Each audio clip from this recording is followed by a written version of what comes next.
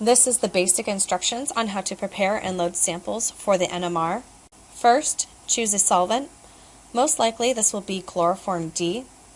If it is unknown whether or not the sample will dissolve and you have enough sample to do so, first test a small amount of the sample in chloroform, not deuterated.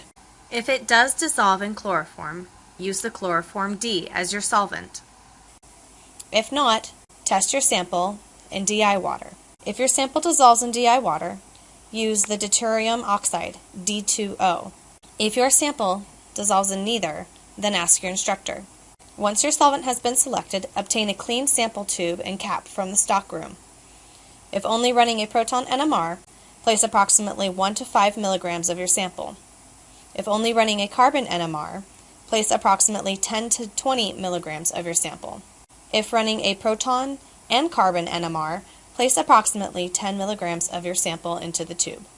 Once your sample is in the tube, add approximately 3 fingers width of the chosen solvent.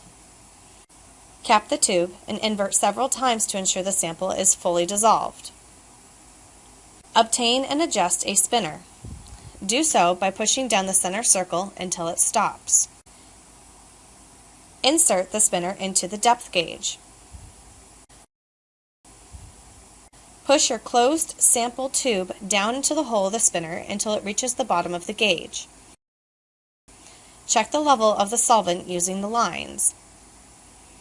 Remove spinner with the sample tube from the gauge. Wipe the tube with a chem wipe to remove any particles. Select a numbered slot on the NMR. You will need to remember this number when programming it. When choosing a slot number, take note of the warning on the machine.